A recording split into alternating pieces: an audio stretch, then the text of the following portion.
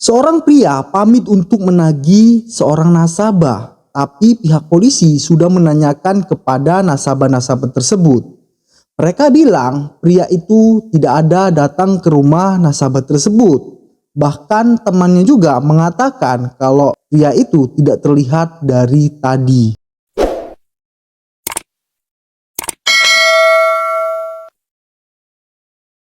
Oke guys, kali ini kita akan ngebahas sebuah kasus yang baru-baru terjadi. Kasus ini adalah seorang pegawai koperasi yang dibunuh oleh nasabah pinjaman koperasi saat hendak melakukan penagihan hutang. Tragisnya, pria ini ditemukan terkubur di sebuah halaman belakang sebuah distro pakaian anti mahal. Terkadang kita bingung melihat orang yang berhutang malah lebih galak dari sang pemberi hutang.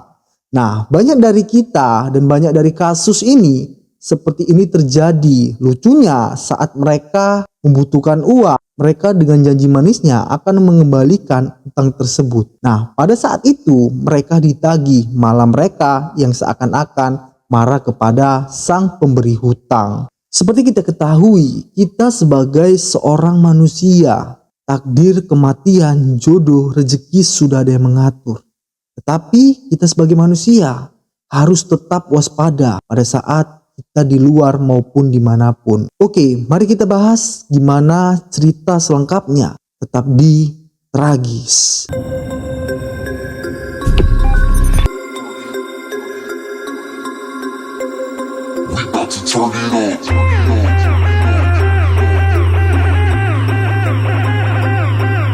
Seorang pria bernama Anton Eka Saputra lahir pada tahun 1999. Kini umurnya masih terbilang masih muda, yaitu 25 tahun.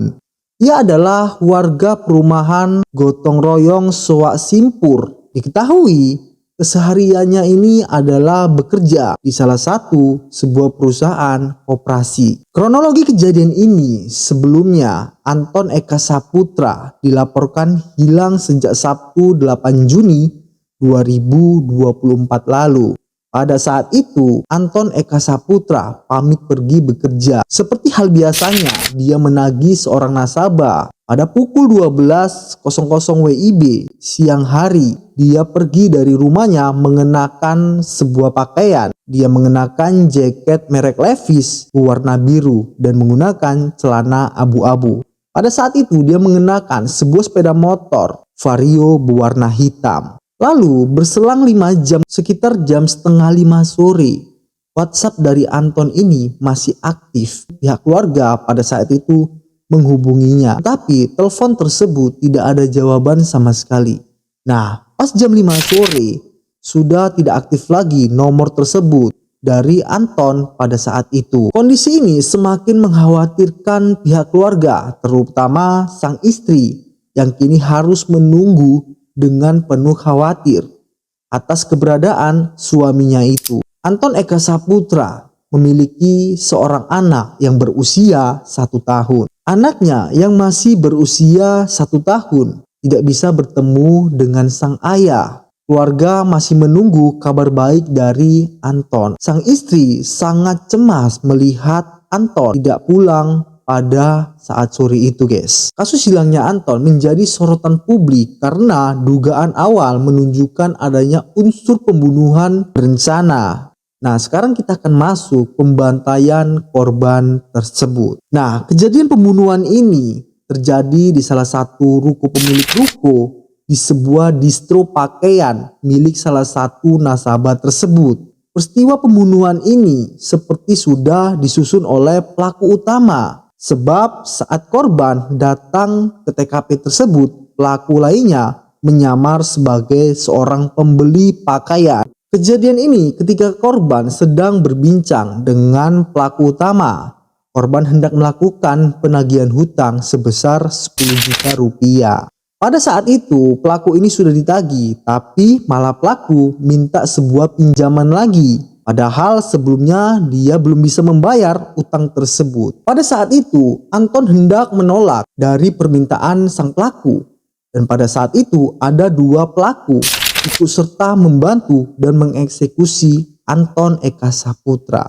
Perannya ini, dia membantunya dan memukuli korban dengan menggunakan besi saat korban hendak datang ke ruko distro tersebut, guys. Lalu keluarga korban melaporkan atas hilangnya Anton Eka Saputra. Lalu pihak polisi menemukan sebuah kejanggalan. Pihak polisi langsung melakukan pengecekan kepada perusahaan tersebut dan kepada nasabah-nasabah yang ditagih pada Anton pada saat itu. Pada saat itu, polisi mendatangi salah satu nasabah yang terakhir kali ditagih oleh Anton.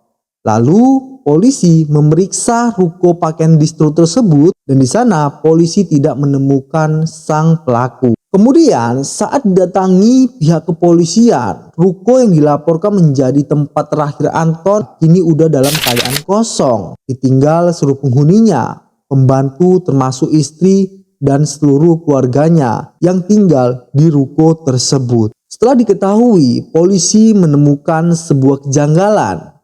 Ada sebuah bercak darah yang menempel di lantai depan ruko. Melihat itu, anggota kepolisian penasaran dan mencoba mengintip ke dalam ruko tersebut. Kemudian pihak kepolisian dan seluruh anggotanya melakukan pengecekan di dalam ruko tersebut dan ditemukan jasad Anton pada saat itu di halaman belakang rumah toko pakaian tersebut. Ruko itu terletak di Jalan Kahadalan Maskarbet Raya, Kecamatan Sukarame, Palembang, Sumatera Selatan. Jasad korban ditemukan pada hari Rabu 26 Juni 2024 lalu. Korban yang bernama Anton Eka Saputra. Lalu diketahui jenazah korban ini ditemukan terkubur di sebuah tempat bekas kolam kecil di belakang ruko pakaian tersebut. Saat itu ditemukan kondisinya, jasadnya itu sudah dalam keadaan hancur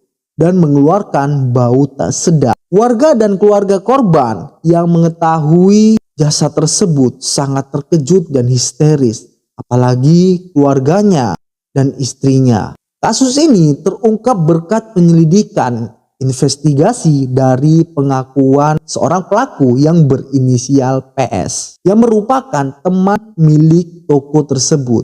Pengakuan dari PS, kata dia korban dibunuh dan dikubur di halaman belakang toko. Jumlah pelaku ini diduga ada kisaran 3 orang.